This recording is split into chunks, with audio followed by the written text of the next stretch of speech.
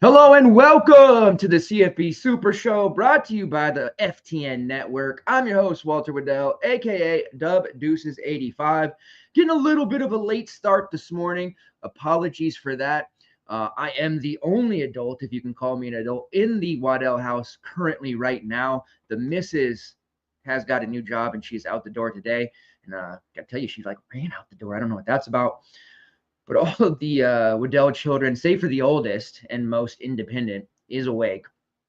And I had to get them situated. So we may or may not see some little children running around here. And if they do, I told them if they make an appearance, they have to give us a play. So they better not show their faces around here unless they do. That's the rule.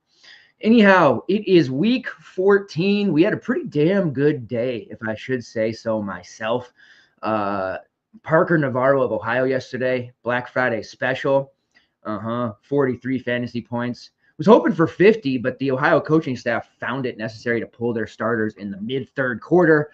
We were all hoping Ball State would make them pay for that decision. They didn't, and we didn't get them. Colorado chalk stack also went completely berserk, but Walker Iget of San Jose State and Nick Nash, late heroics, love it, matching Shedeur Sanders. It was a very odd slate in that we didn't really have many good running backs. We went very cheap at the running back position. Marshall for Colorado State completely bricked because Avery Morrow played, but he was 86% owned in a 4K play. If that's going to brick, that's okay. And then also went with the Devon Booth in the Egg Bowl. He started out really hot, not so hot after that, but we had enough with our wide receivers, which we paid up for once, and our quarterback, Parker Navarro and Walker Iget. Today's slate is the more traditional Walter slash FTN lineup. We love the premium running backs available. There are a lot of them, and we are paying up at running back today. Also, a little bit cheap at wide receiver, as usual. Big surprise. So we're back to business as usual today with that cheaper lineup style that we like to run.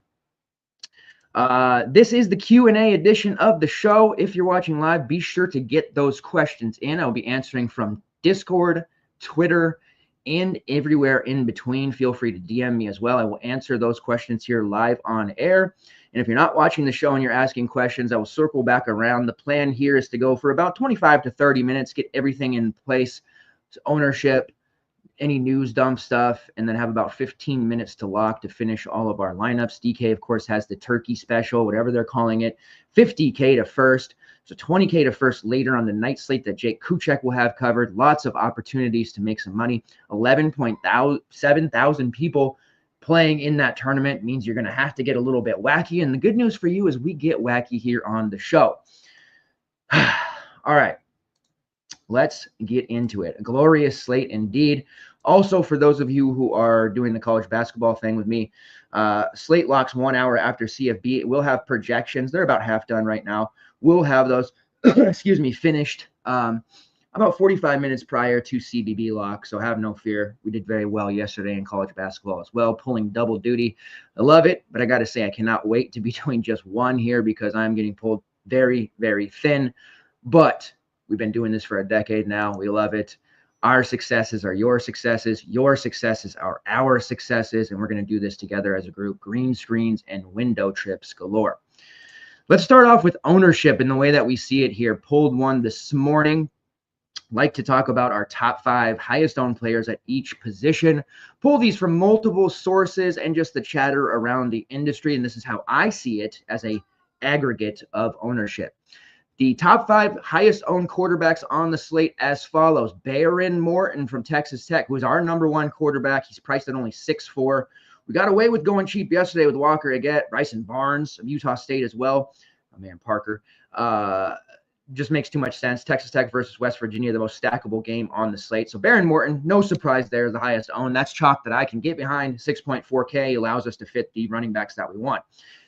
Then we have Garrett Green, a little bit more expensive at 7.6, but no surprise there. Dual threat extraordinaire. We have gotten the good and the bad with Garrett Green in recent weeks. He broke the slate in his first game back from injury with 40-plus fantasy points. I mentioned last week, Garrett Green, every time we go to him, he lays these duds. Be careful. Didn't end up with much Garrett Green last week because I was a little bit worried, and he did put up minus or below 20 fantasy points overall. Sorry, let me speak here. Just had my first cup of coffee. Theoretically should have a big game. Texas Tech defense and West Virginia's defense, both very suspect. I'm expecting both of these teams to play into the 40s, possibly 50s each, giving us a total of over 90 points. Don't mind Garrett Green, but a secondary play for me, primary for everybody else. Brady Cook, this might surprise you, but Brady Cook in the top 5 ownership, he's priced at only 4.9, and people getting those salary savings where they can. I get Brady Cook. I kind of like the Kentucky true freshman, who is obviously very risky, no doubt, but very cheap and starting his first career start here. Of course, we're talking about Cutter Boley. He has a very elite name, Cutter Boley. He has to be a good football player with a name like that. Brock Vandegrift experience has not worked out since he came over from Georgia. Gavin Wimsatt is nothing more than a backup. We know that from his Rutgers days. And Boley getting the start here in a very big rivalry game against Louisville. He's priced at 4.5K. Nobody going to be using him. I would rather use him, especially in the large field GPP, over Brady Cook. I think their floors are probably the same. And you might think, how can that be? Brady Cook has not been particularly great this year. He has been injured a lot. Matchup is good, but they might just run the football a whole lot here. And Brady Cook can have Luther Burden explode. But I don't know that we see him throw like 405, something like that. As my old friend Varnicus used to say, a gotta have it score. Not worried about that. Then we have Gavin Jennings of SMU, dual threat as well, going up against a tough Cal defense. They have a secondary that can shut teams down. They struggle in the slot, and they're not that great against the run. So Jennings will probably throw a lot of short yardage stuff here, enter Roddy Daniels, and then use his legs. And then lastly, Jelon Daniels, priced at 7.1. You see a lot of 7K range quarterbacks in play today. I would rather play Lenora Sellers. We're very high on FTN on South Carolina. I think they can beat Clemson today. Rocket Sanders is our player of choice from there, but I think Lenora Sellers is a good play. So you have Garrett Green, Baron Morton, Brady Cook, Kevin Jennings, and Jalen Daniels. At running back, Cam Skattebo. Skattebo is the highest owned projected running back, the most expensive, but he has a matchup against Arizona where he's probably going to have 150 rushing yards, probably going to have 75 plus receiving yards. Got to fit him in. Then we have Bryson Washington, my man from Baylor, probably my favorite running back of all this year. Baylor running backs have been very good to us throughout the years, and he has emerged as the guy. Priced at 7.6, still too cheap for him. Then we have Damian Martinez, who's projected to be one of the highest owned.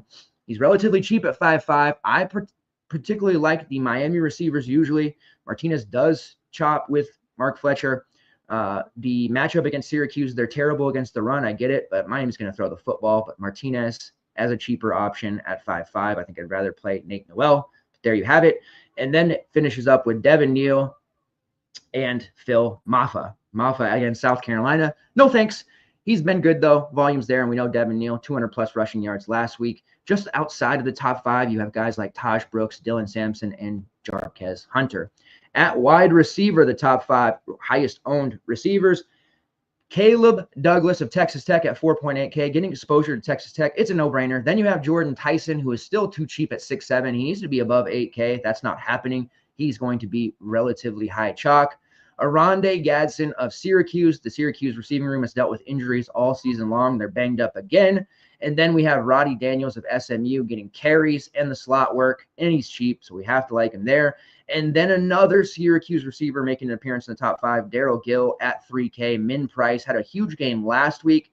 It's a bit of a lean play, but it gets you a ton of salary savings needed to make some things happen at the top of your lineup. Some of the receivers that I like that aren't projecting to be too highly owned, Cam Coleman from Auburn. Yes, it feels like a chase, but the last 2 weeks, he has 37% of his targets for the season. They are clearly looking to get their playmakers the ball. Speaking of Auburn, Jarquez Hunter and Cam Coleman both have been stupendous. In order to beat Alabama here in the rivalry game, the Iron Bowl, if you will, they have to keep getting those guys the ball. 15 catches for 228 yards and 5 touchdowns. Again, 37% of Coleman's targets coming in the last 2 games. They're force-feeding the ball. Expect them to do the same. Miami receivers, people don't want to play that game. We've been trying Samuel Brown over the last couple of games because he's cheap. The answer has always been Jacoby George, and we're looking at him at 5K. Expect him to still be heavily targeted and still underpriced at 5K. And then you have a sneak, and shout out to Preston and T-Rock, our 2 South Carolina superfans from the FTN CFB Discord. Josh Simon, who has an injury designation, but we do expect to play, a tight end, a superb tight end. Doesn't get enough chatter about his abilities. Tight end class is going to be really sick in the NFL draft. Simon's a guy that I would not be surprised to see him start in the NFL sooner rather than later. He's a fantastic tournament play. He's sub 4K, one of those guys you can use. 32 catches for 426 yards and 6 touchdowns. He's been especially productive the last couple of games, which coincides with Lenora Sellers and Rocket Sanders being exceptionally good lately. Simon is an interesting and intriguing, low-owned, low-priced play over the likes of someone like Daryl Gill for 400 more. Running backs that I like that aren't typically projecting too highly owned. Come here. You got to give a play. You know the rules. You think of a name. You think of a name. Okay. Hey, it's all good. It's all good. You know. All right. Jeremiah Love for Notre Dame. Notre Dame not getting a lot of love against USC. Riley Leonard is extremely expensive. Can't get to him. Jeremiah Love has a YPC of 7 on 121 carries. There's only been 1 to 2 games where he's seen over 15 touches / carries, and yet he still has a ton of 100-yard performances. That includes last week against Army, in which he rushed for 130 yards on 7 carries. You better come back with a name, young man. No doubt he will get double-digit touches against a USC defense that every year the media says they're going to be improved. This USC defense, they're back, thinking that they're Texas or something.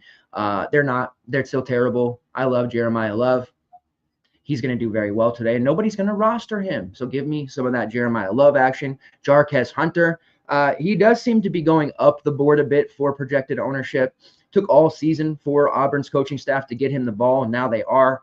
He rang Texas A&M's bell last week, 130 yards and 3 touchdowns on 28 carries. Hunter needs to get 30-plus touches. Coleman needs to get 10-plus targets. Let's beat up on this Alabama team.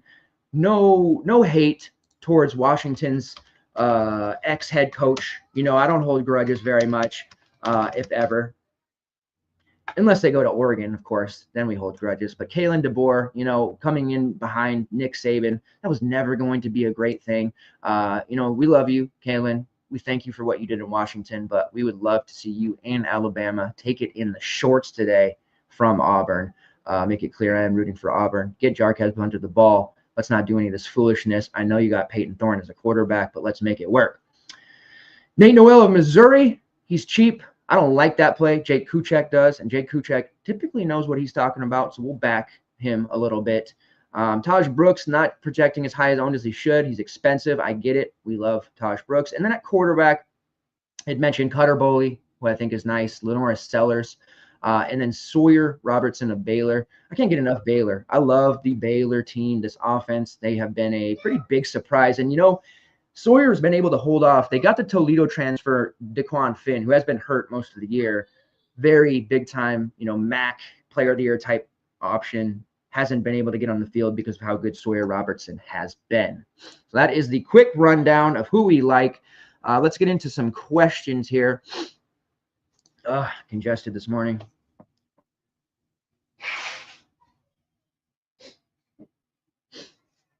Josh Simon is suited up and warming up, so he should go for South Carolina. There you go.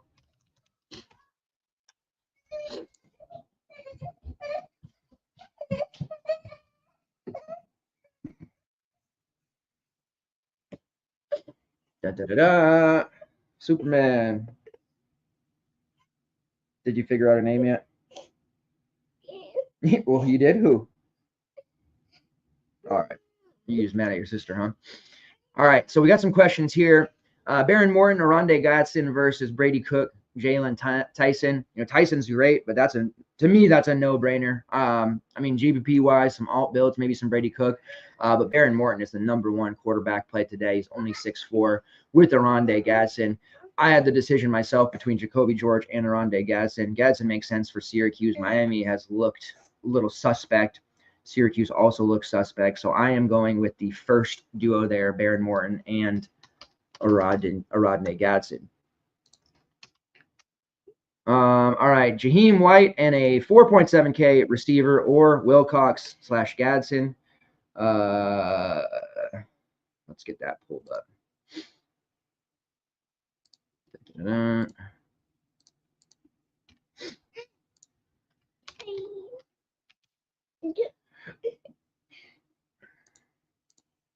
What are we talking here? We talking Jamarian Wilcox for Kentucky.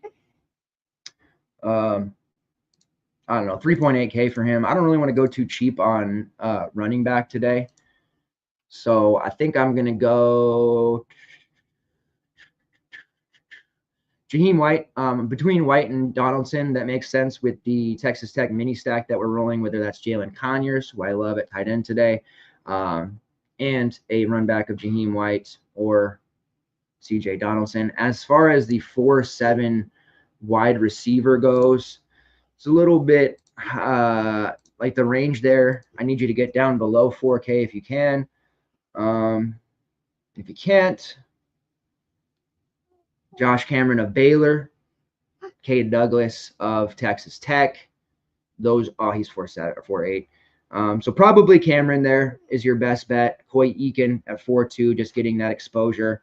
But that's really where you would want to look to for the side of a Jaheim White and a receiver that's 4.7.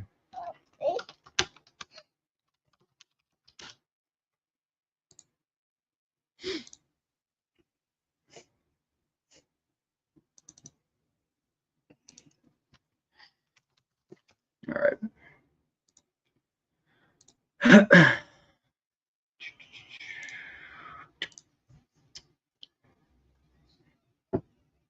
All right, next one here outside, the classic question we'll get to, 2 quarterbacks or 4 running backs.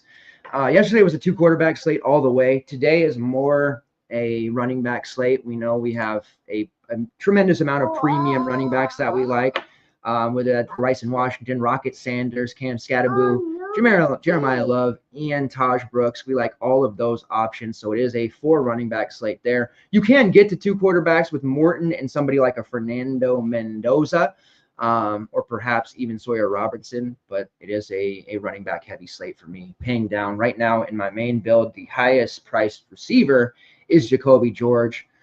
Could see getting up to Arondé Gadsden there, but we want the values. Guys like Cam Coleman, guys like Jalen Conyers. We're seeing Darrell Gill of Syracuse start to pop up the board a little bit with who they have banged up. It sounds like Trebor Pena is going to go, so I don't know that the Syracuse receiver room is going to be necessarily super light. Umari Hatcher does sound like he is more doubtful than probable, so we'll see what happens there. But Gill at 3K, what really does he need to do? Why don't you offer him we don't have any, like a bar or something. Granola bar.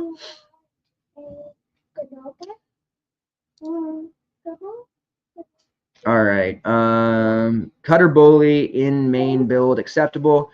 It's lean, but it's min price. Aaron mentions you can get Scattaboo, Brooks, Neal, and Washington.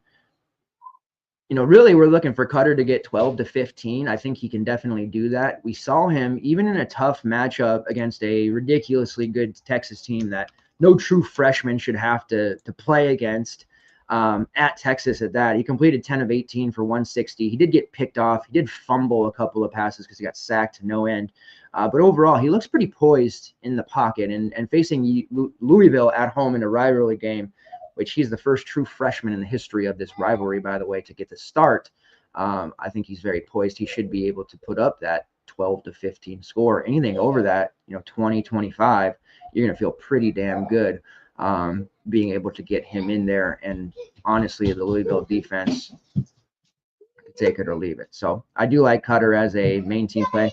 I did play along with that, but it's one thing that I'm probably not going to pull the trigger on in my main.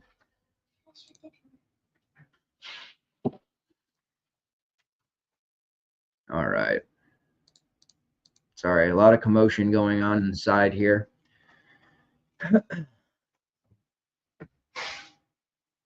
Mom wanting to go back to work and running out the house from the kids. I mean, geez. All right, let's go through here. Dun, da, da, da. favorite quarterback outside of Baron Morin is Lenoris Sellers, believe it or not. I'm going to be playing Rocket Sanders, I think, in my main, and the way that things are shaking up there, it's really hard for me to get Washington, Morton, Sanders, Scattaboo, and Taj Brooks. And you guys know I love Taj Brooks, but he's so expensive at 10K. I think it's pretty difficult to get two 10K running backs in and have a lineup that has enough juice everywhere else to really win a tournament with 11,000 people, 12,000 people basically. So Brooks may miss the cut a little bit. I do have lineups with him in my main though. I'm kind of looking towards a Scattaboo, Sanders, Washington type of trio, fourth running back, maybe some Jeremiah Love, which does allow me to fit Morton easily. And then the receiver group that you're looking at, Coleman, Conyers, George, Roddy Daniels. You can do some pretty nasty things there. George versus Gadsden, like that feels a little bit stronger to me. We are missing out on Tyson in that type of build more often than not. It's going to be really chalky. T-Mac, who's very expensive at 8.6, a luxury play. You have the various Texas Tech receivers outside of Douglas. Josh Kelly, who's up there at 7.2. Restrepo, maybe he makes his an appearance today and outguns and outblazes Jacoby George. Ryan Williams, who's under 7K and still pretty cheap. Antonio Williams of Clemson is getting a bit of ownership there against South Carolina. Not too keen on that myself, but some different ways you can go here overall. But you're probably going to have to make a decision between Brooks and Scattaboo without stripping down the rest of your lineup. And that is a very tough decision for sure. Devin Neal, K. Douglas, Hunter or Brooks, Roddy Daniels, and a 4-7 wide receiver, which again is probably going to be Josh Cameron.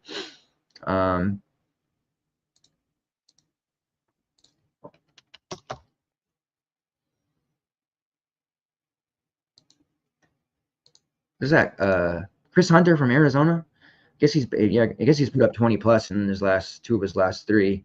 ASU defense has been pretty damn good. Hunter has played really well. So that one's actually pretty interesting. But I would go towards the side of Taj Brooks, Roddy Daniels, especially since I know you focus heavily on single entry contests, Aaron. So I would go with the second trio there. But Hunter from Arizona, definitely interesting. Wish he was a little bit cheaper, but the production has been there. T-Mac just draws a ton of defensive attention. I'll answer that in Discord just in case you are not watching the show.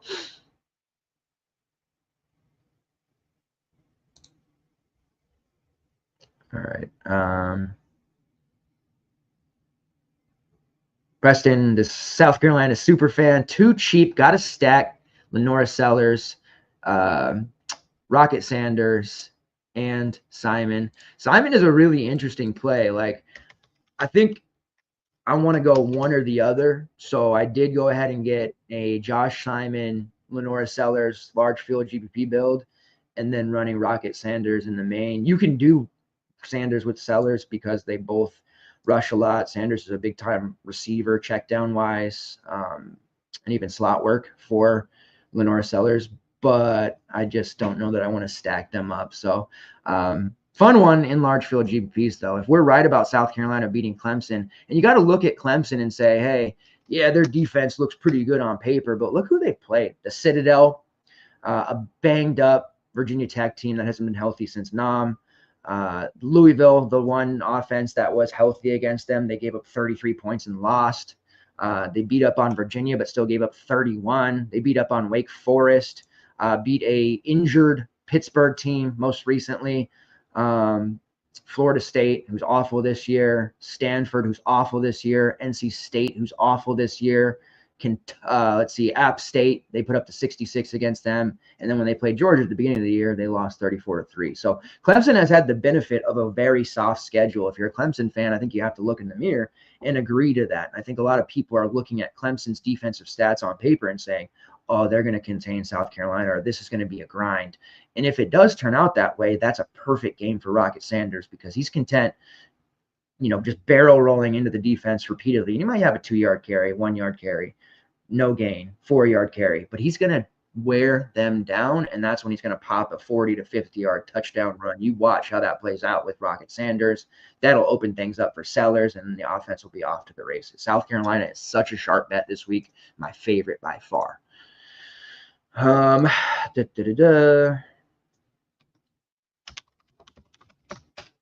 Is it dumb to roster Jarquez Hunter and Cam Coleman? No, I mean, we're playing some, the NFL guys will tell you, let your lineup tell a story. How do you script that one to be? If Auburn pulls the upset, clearly Hunter and Coleman are going to have huge, huge games. Do like betting the Auburn side there, at least from a spread perspective. All right, let's take a look at the comments here in the chat. People telling me thanks for the content. You guys must feel some kind of way about me dealing with the kids and multi-sports. I do appreciate that. Thank you so much. A simple thank you goes a long ways. Hitting the like button on YouTube and or Twitter also helps not only the show, but the FTN network as a whole. Jamie and Aaron, appreciate you guys always being there every day grinding with me. T9, my homie here, every show, I can always count on you to show up. Jarquez Hunter or Rocket Sanders. I do lean Rocket. I love Jarquez Hunter today as well. Both are pretty damn cheap, all things considering. I mean, looking at Rocket at 6.2K, he's been cheaper. We had him that game against Texas A&M, which is a pretty damn good defense, and he hammered away for 42.6 DK points at 2% ownership. Special place in my heart. Right? It was only last year, the year before, at Arkansas, that Rocket was, when healthy, putting on some huge games. Didn't stay healthy that much. Now that he is, we can count on 20-plus touches.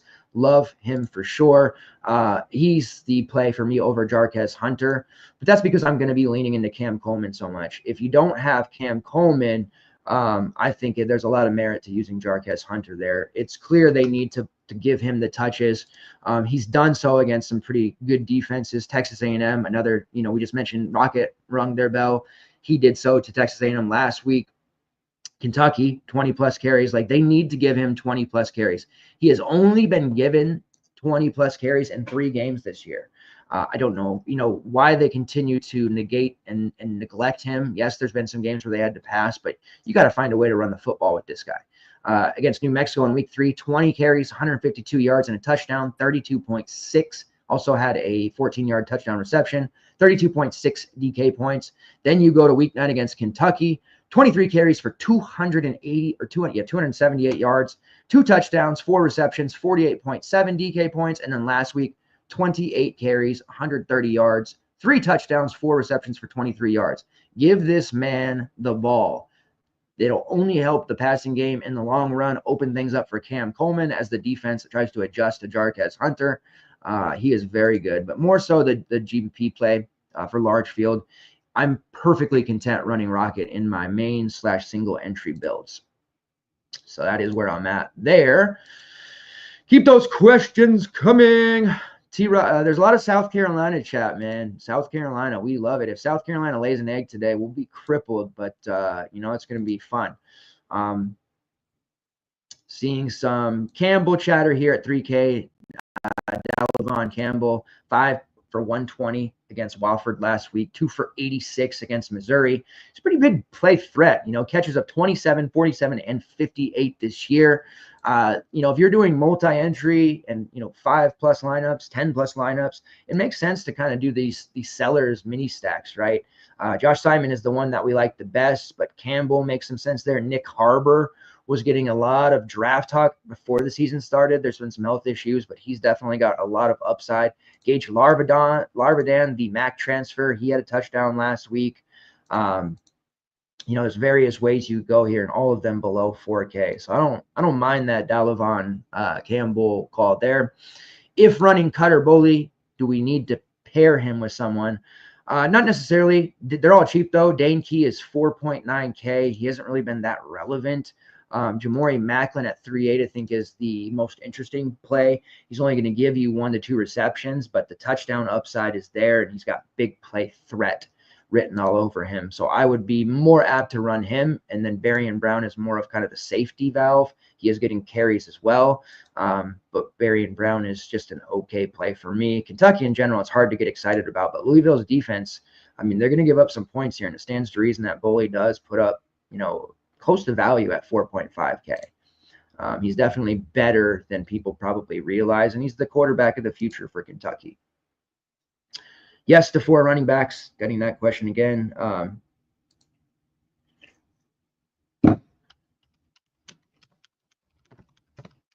I said we are back on our today with the 4 running backs.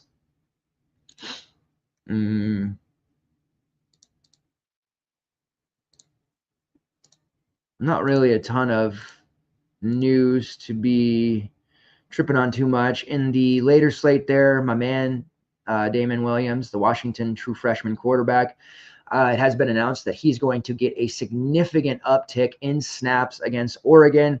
Oregon's the last of the unbeatens. They may start Williams. Williams has looked fantastic. He's played in every single game despite being the backup. That's how high they are on him. He's the quarterback of the future. Denzel Boston still has 1 year left before he's draft eligible. And then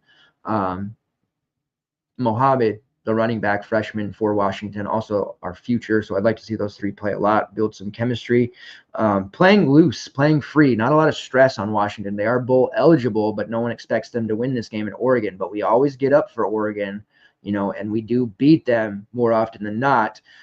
So that later slate there with Washington, Jake will be dropping an article there, but I'll have a player pool as well. Running Damon Williams with Denzel Boston is going to be a fun one there. I think Oregon gives up some points, and we're live to upset them. Please believe. Yes, I am a Washington homer, but please believe.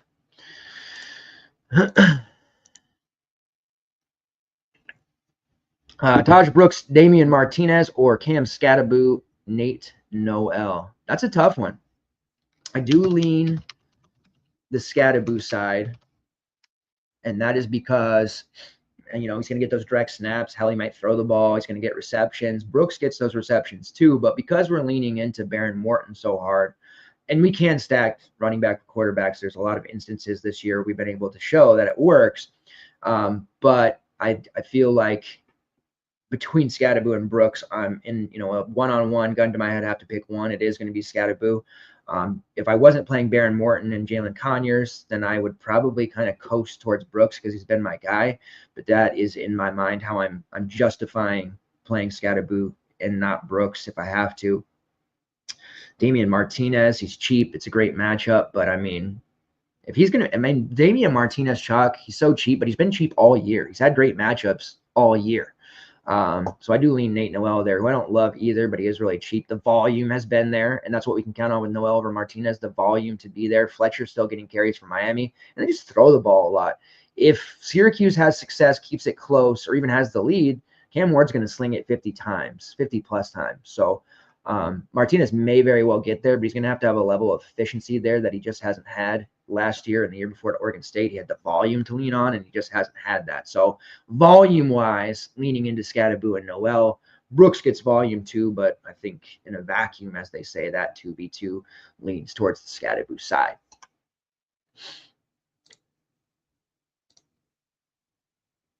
Cade Douglas and Daryl Gill from Syracuse, or Trigg and Cameron. So the Baylor stack. I'm going to go ahead and assume, because we do have him cord, you're on Bryson Washington as well. So I would go ahead and play the Douglas Gill side in that instance.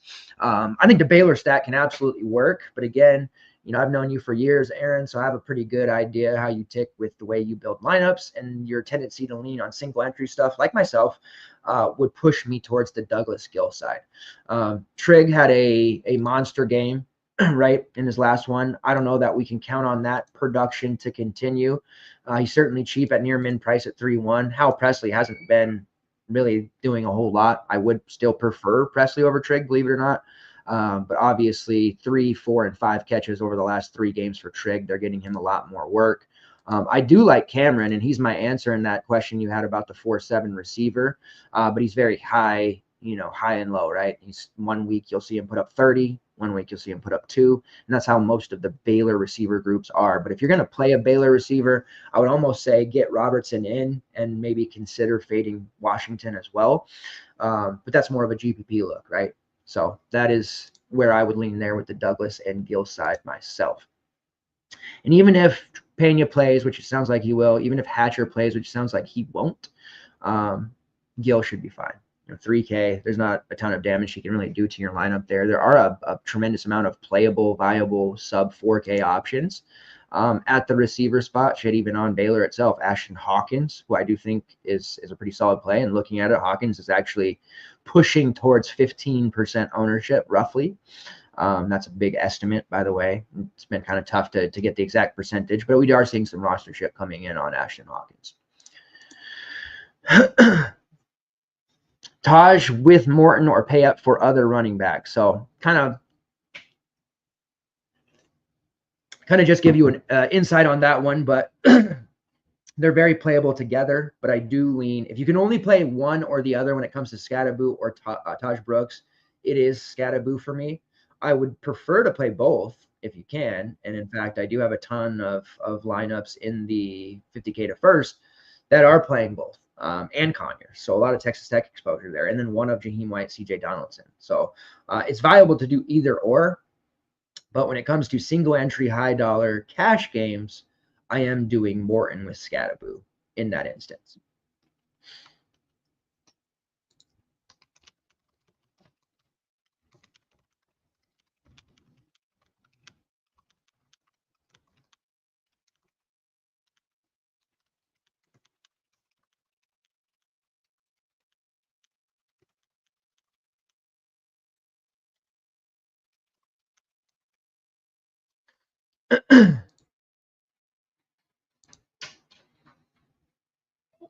Almost. He says Hatchard played the whole game last week anyways. Yeah, I mean, he did. So even, there's going to be enough passing volume for Syracuse one way or another. But yeah, I don't know. It just seems better than a full-on Baylor stack. Why don't you give him some muffins? I'll be done in a minute. All right.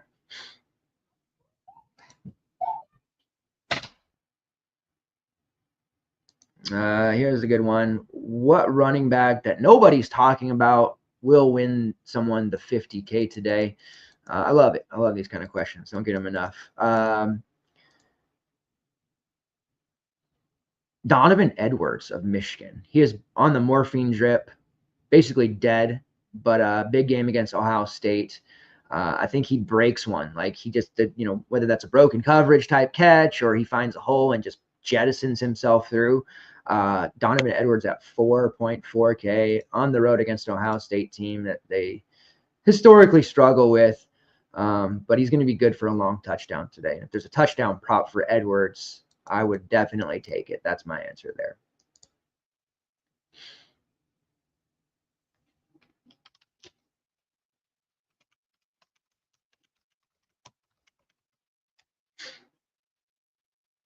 Is it okay to have in single entry, your highest price wide receiver at 3.9? Yeah, I mean, I'm not too hung up on that. There's, as we saw yesterday, plenty of value wide receivers that can get there.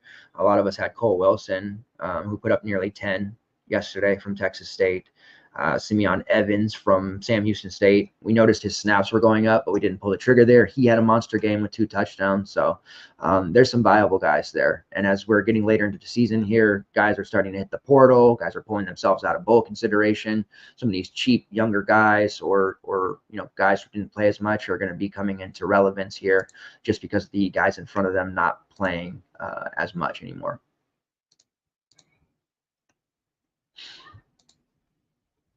All right, so let's go into some betting stuff. Let me just update the board. There are a couple here. Unfortunately, our Bowling Green bet didn't work out. Harold Fannin was not fully healthy, and Bowling Green did play their way out of the MAC championship game. I thought they would come together for that one, but they didn't. Like over 62.5 for Texas Tech, West Virginia. I think both teams are going to score at least 40 points, so that should be an easy over. Arkansas State, it was it +5 now against Old Dominion, so it's going the other way. I would have liked that at +4 or +4.5. I think it was +4.5 yesterday. So if you didn't hit that yet, Arkansas State +5 against Old Dominion. They were good to us last week. I think they'll be good to us this week. Notre Dame -7 against USC on the road, but there's a lot of people out there saying, why are we giving Notre Dame a mulligan? They had the big loss to NIU early in the season. They shouldn't be the playoffs, but guess what? A lot of teams in the playoff contention, have bad losses. A lot of teams have 2 losses. A lot of teams have 3 losses. And Notre Dame has been a completely different team since that loss. They decided to turn Riley Leonard loose, allow him to be a mobile quarterback, not try to make him something he's not, a traditional pocket passer.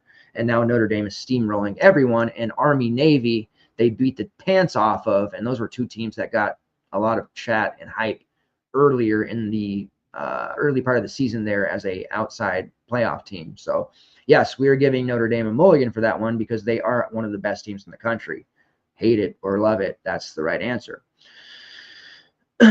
Rutgers plus 1.5 versus Michigan State, like that one as well. NC State versus North Carolina. I don't know who wants to win that game, but I am going to take the dog, NC State plus 2.5. I think there's an outside chance Amarian Hampton says, no, thanks, I'm out. I'm headed to the pros, and doesn't play. Jacksonville State plus 1 versus Western Kentucky. That one's still there, so like that quite a bit. And then Oklahoma versus LSU over 47.5. There is a passing prop on DK and let me see here, Caesars. It might be better on Caesars. This is I'll give you my favorite props that is in the tracker. Baron Morton over 2.7, or it was over 287.5. He's going to throw for 300 plus for Texas Tech. So we're on that passing prop for sure. Lenora Sellers 200 plus passing yards at minus 145. Love that one as well. And then Cutter Boley, who I think throws for close to 200 yards. We get that 200 plus at plus 150. All right, we're 6 minutes away from lock. I think that should wrap it up. We're good here. Brooks Noel. Okay, yep, that's a good one. Lots of green screens today. We got off to such a great start. Most of our PMR was tied to the afternoon window, so Navarro starting out hot really set us up for the rest of the day.